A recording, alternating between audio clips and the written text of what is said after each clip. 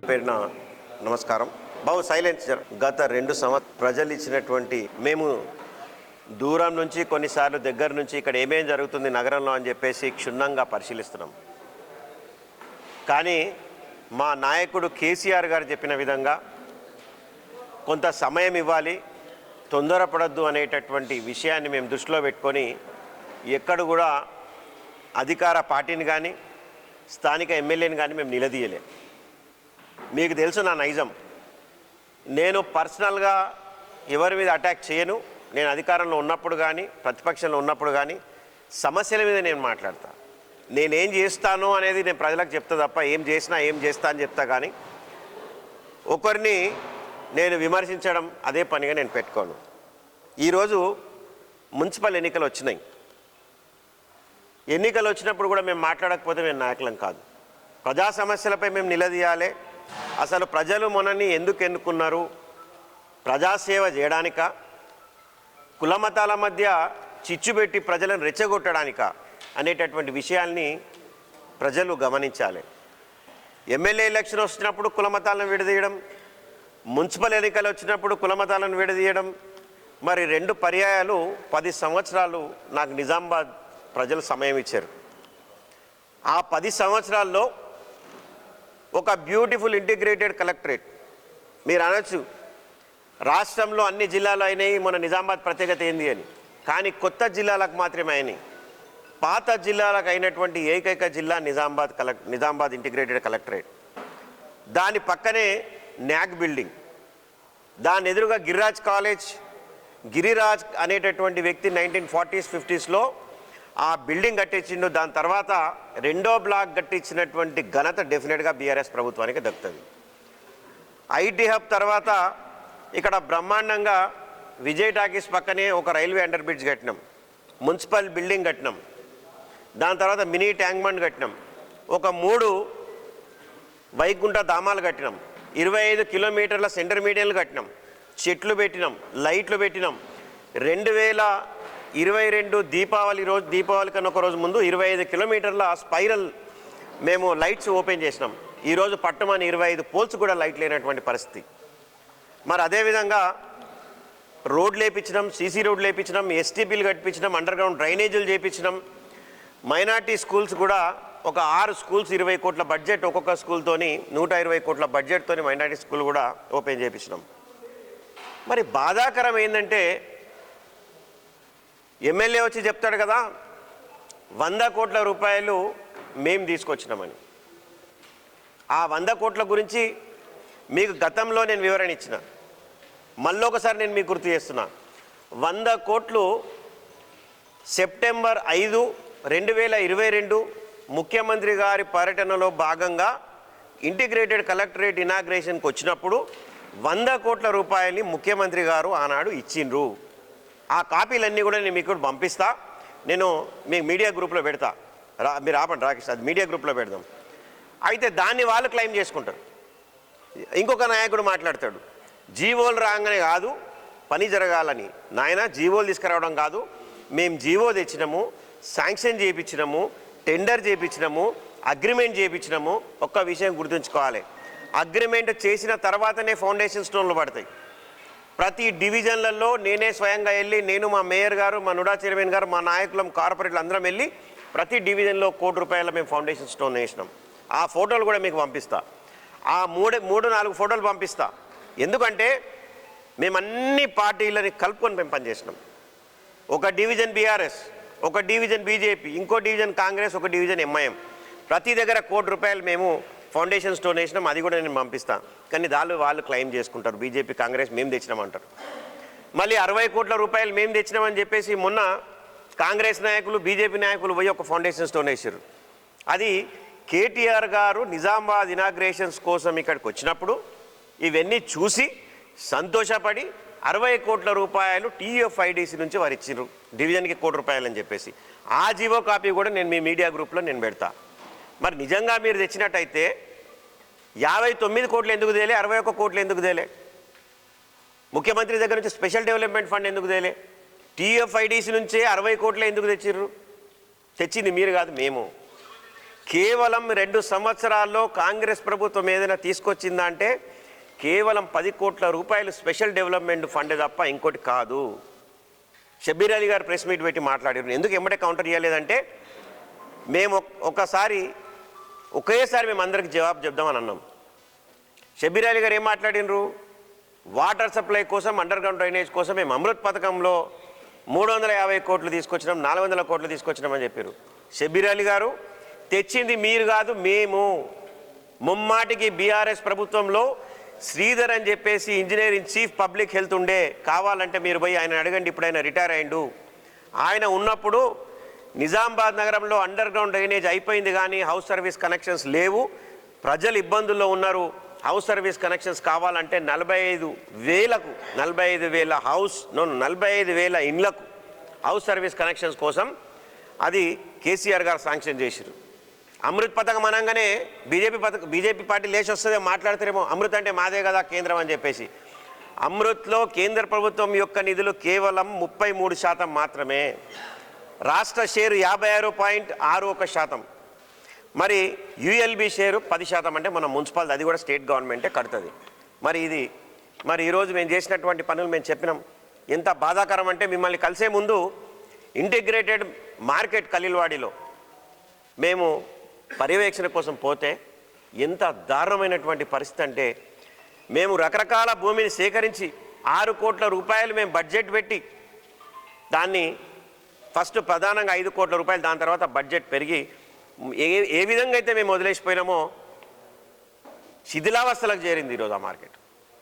ఎంత దారుణం అంటే అక్కడ చెట్లు మొలిచినాయి, ఇల్లీగల్ యాక్టివిటీసు, పట్టించుకునే నాదుడు లేడు, దాన్ని కట్టే నాదుడు లేడు. ఎమ్మెల్యే గారు అంటారు మా ప్రభుత్వం లేదని, మరి ప్రభుత్వం అంటది మా ఎమ్మెల్యే లేడని. మరి ఎవరు ప్రజలకు సమాధానం చెప్పాలి? ఎవరు ప్రజలకు బాధ్యుడు? దాని తర్వాత అహ్మదీ బజార్కి మేము పోయినాం. అక్కడ నెహ్రూ దగ్గర పోతే పాపం 2 నిమిషాలు మా మేయర్ గారు అక్కడ వామిటింగ్ చేసేసుకున్నారు. అక్కడ ఎంత దారుణమైనటువంటి పరిస్థితి అంటే నేను ఊహించిన దానికంటే 100 రెట్లు చాలా ఘోరమైనటువంటి పరిస్థితి. అక్కడ మొత్తం సెల్లార్లో మురికి నీళ్ళు, ఇల్లీగల్ యాక్టివిటీసు, ఏదైతే ప్రజల కోసం మేము చేయాలనుకున్నామో దాన్ని దౌర్భాగ్యమైనటువంటి పరిస్థితిలో ఉంది. ఒక ముఖ్యమైన పాయింట్ మీకు చెప్తా, దయచేసి మీరు ఇది చాలా నోటీస్ చేయాలి. అభివృద్ధి పనులు నేను ఒకటి రెండు చెప్పేస్తా. మేము పార్కులు చేసినాం, ఓపెన్ జిమ్లు చేసినాం, పార్కులు మెయింటెనెన్స్ లేవు. ఓపెన్ జిమ్లు ఇరిగిపోయింది, రిపేర్ చేసేటటువంటి పరిస్థితి లేదు. లా అండ్ ఆర్డర్ పరిస్థితి కూడా నిజామాబాద్లో చాలా దారుణంగా ఉంది. నడి రోడ్డు మీద ఒక కానిస్టేబుల్ని చంపేస్తే దిక్కులేనటువంటి పరిస్థితి. నిన్న మొన్న ఎక్సైజ్ కానిస్టేబుల్ ఒక యువ కానిస్టేబుల్ ఆమెని ఒక కారుతో ఎక్కి అంటే తొక్కేసినటువంటి పరిస్థితి. ఆమె చావు బతుకులో హాస్పిటల్లో ఉన్నది. అసలు ఏం జరుగుతుంది ఇక్కడ? ఆనాడు పోలీస్ వ్యవస్థ ఉంది, ఈనాడు పోలీస్ వ్యవస్థ ఉంది, ఆఫీసర్లు మారిండొచ్చు, కానీ ఎందుకు ఈ విధంగా జరుగుతూ ఉంది అంటే పొలిటికల్ మేనేజ్మెంట్, పొలిటికల్ సిస్టమ్ అనేది సరిగ్గా లేదు. ఆ రోజు మేము అన్ని పార్టీలను కలుపుకొని పోయేవాళ్ళం, అన్ని పార్టీలని మేము ఒక దగ్గర కూర్చోబెట్టి లా అండ్ ఆర్డర్ మేము మెయింటైన్ చేసేవాళ్ళం. కానీ ఈరోజున్న వాళ్ళు రెచ్చగొడుతున్నారు, కులాలను రెచ్చగొడుతున్నారు, మతాలను రెచ్చగొడుతున్నారు, ప్రజలను విడదీస్తున్నారు, విడదీసి లాభం పొందాలనుకుంటున్నారు. కానీ ఇది మంచిది కాదు. మరి ఇంకో విషయం, అహ్మదీ బజార్కి సంబంధించింది. మేము అహ్మదీ బజార్ కట్టడానికి పోతే బీజేపీ నాయకులు అడుగడుగున మాకు అడ్డుకున్నారు, ధర్నాలు చేసిరు కట్టొద్దని. మేము కట్టడం మొదలుపెట్టిన తర్వాత ఒక డిమాండ్లు ఏమనెత్తిరు. ఏమని డిమాండ్లు ఏమనెత్తిరంటే, శంభున్ గుడి చుట్టుపక్కల కొన్ని దుకాణ సముదాయాలు ఉన్నాయి, వ్యాపార సంస్థలు, వాళ్లకు మీరు కేటాయించాలని చెప్పేసి డిమాండ్ చేసిరు. ఎందుకు డిమాండ్ చేసిరు? మీరు కేటాయించాలనేటటువంటి నిర్ణయం మేము ఆల్రెడీ తీసుకున్నాం కాబట్టి మీరు డిమాండ్ చేసి అది మీ అకౌంట్లో వేసుకోవాలనుకున్నారు. కానీ చిత్తశుద్ధితో చికెన్ షాపులు, మటన్ షాపులు, ఫిష్ షాపులు ఇవన్నీ కూడా గ్రౌండ్ ఫ్లోర్లో పెట్టి వాళ్ళందరికీ ఫస్ట్ ఫ్లోర్లో మేము ఇచ్చే విధంగా మేము నిర్ణయం చేసినాం. అది మా నాయకులు కానీ మా కార్పొరేటర్లు కానీ పోయి అక్కడ వాళ్ళందరినీ ఒప్పించిండ్రు, వాళ్ళు కూడా ఒప్పుకున్నారు. మరి ఇది కౌన్సిల్లో తీర్మానం చేసినాం. నేను మీకు ఆ రోజు జరిగినటువంటి వీడియో కూడా నేను ఒక్కొక్కసారి చూపిస్తాను. నేను అయితే శంభుని ఆలయం చుట్టూ ఉన్నటువంటి వ్యాపార సంస్థలు ఏవైతే ఉన్నాయో ఇది చాలా సంవత్సరాలుగా ఒక బర్నింగ్ ఇష్యూగా నిజామాబాద్ పట్టణంలో ఉంది. పార్టీలకు అతీతంగా అందరం కూడా మేము ఒక ఎజెండాని టేబుల్ మీద తీసుకొచ్చి ఏకగ్రీవంగా తీర్మానం చేసాం. వారికి కూడా మొదటి ప్రాధాన్యతగా కట్టబోయేటటువంటి బిల్డింగ్లో వారికి అకామిడేషన్ ఏర్పాటు చేయాలని కౌన్సిల్ తీర్మానించింది.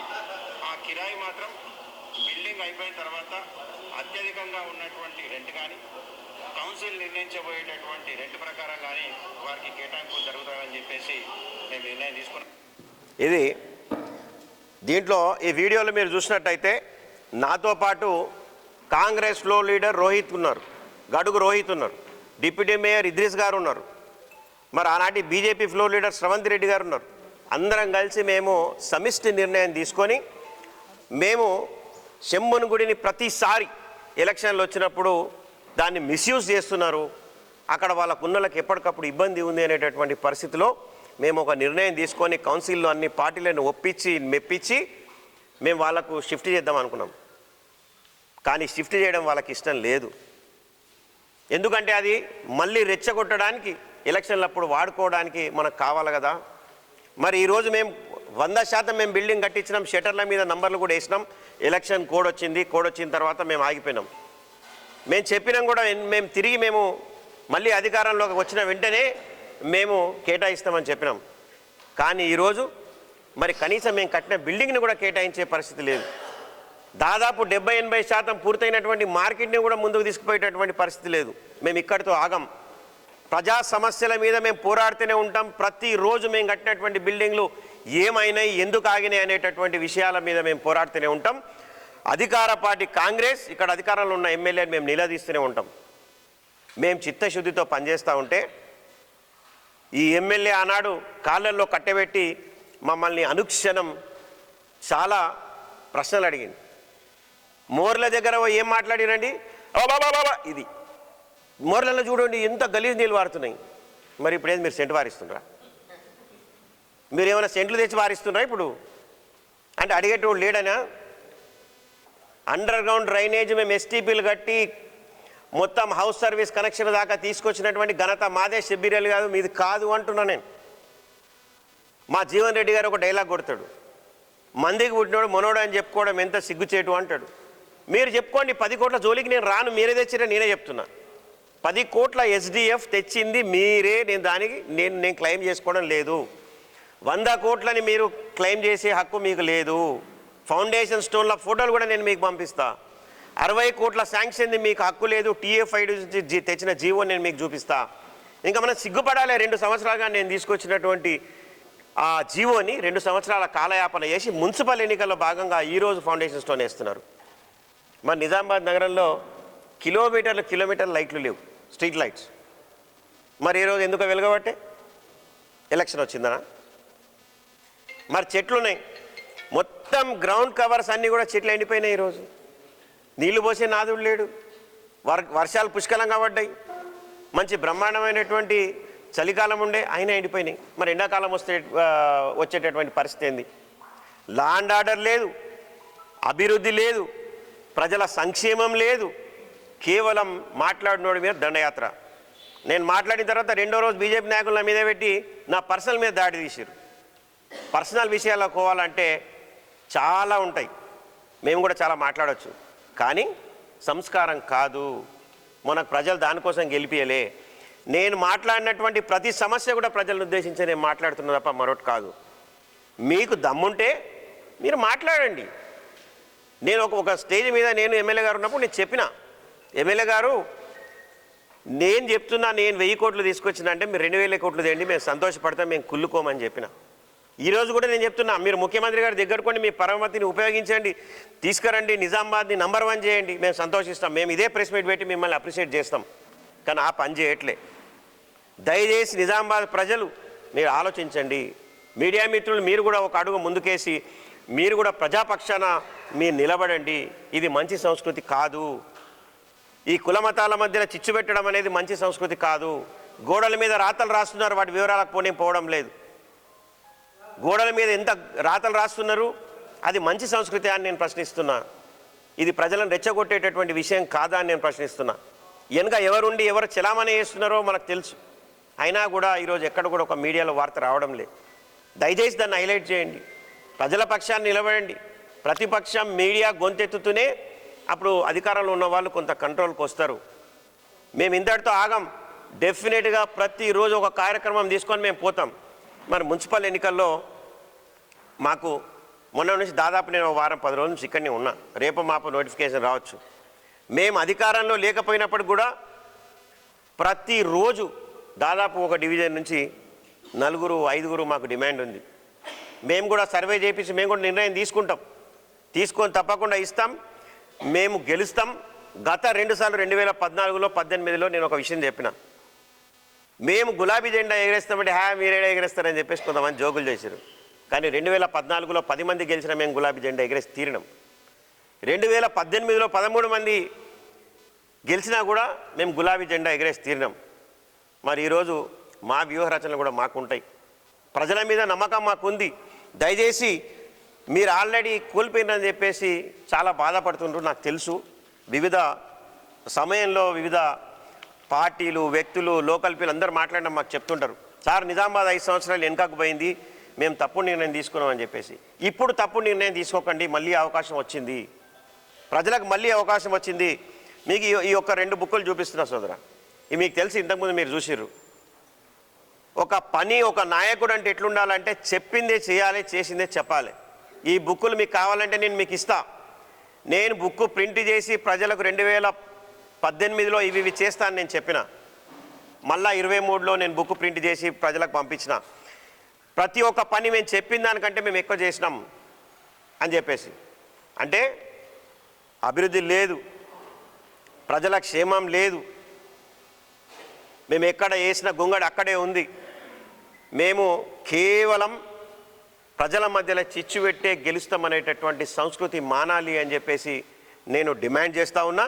మీరు ప్రజాక్షేత్రంలో రండి. ఇక నాతో డిమాండ్ చేస్తారు. ఒక ఆయన ఛాలెంజ్ చేస్తాడు, అభివృద్ధి మీద మాట్లాడడానికి సిద్ధమా అని చెప్పేసి. ఇక మీకు తెలుసు అది. నాతో అభివృద్ధి గురించి మాట్లాడడానికి సిద్ధమా అంటే ఇక మరి సిద్ధమంటే నేను ఎప్పటికైనా సిద్ధంగానే ఉంటా. వారం రోజులు టైం ఇచ్చి కూడా నాతో కూర్చుంటే మరి ఎవరు పరుగు పోతుందో మరి మీరే ప్రశ్నలు తయారు చేయండి. మీరే పెట్టండి. మీ సమక్షంలో ప్రెస్ క్లబ్లో వచ్చి కూర్చుంటాం. మరి అభివృద్ధి మీద ఎవరేం మాట్లాడతారో నాతో ఛాలెంజ్ చేస్తారు. అభివృద్ధి గురించి నిద్రలో లేపి చేసినా, ఎప్పుడు ఫండ్ తెచ్చిరు, ఎక్కడ ఫండ్ తెచ్చిరు, ఎన్ని నీళ్ళు వస్తాయి, ఏం ట్యాంకులు కట్టిరు, మన నీటి వ్యవస్థ ఏంది, చెత్త వ్యవస్థ ఏంది, ప్రతి ఒక్కటి నిద్రకి లేచినా కూడా చెప్పేటటువంటి సత్తా నాకుంది. కాబట్టి దాని మీద ఎక్కువ చర్చకు పోకపోతేనే మంచిది. ప్రజలందరికీ తెలుసు ఇది అహ్మదీ బజార్. ఈ షేప్ అయిపోయింది, ఆల్రెడీ పూర్తి అయిపోయింది. కేవలం కేటాయింపులు ఉన్నాయి. ఇక కేటాయింపులు కూడా మనకు చేత కాదంటే ఇక దాన్ని ఏం చెప్పాలి. ఇక ఇది చూడండి, ఇది ఇంటిగ్రేటెడ్ మార్కెట్ ఇన్ ఖలీల్వాడి. మీది మేము సివిల్ స్ట్రక్చర్ అంతా కూడా మేము కట్టినాం, కానీ అక్కడ మధ్యలో ఆగిపోయినటువంటి పరిస్థితి.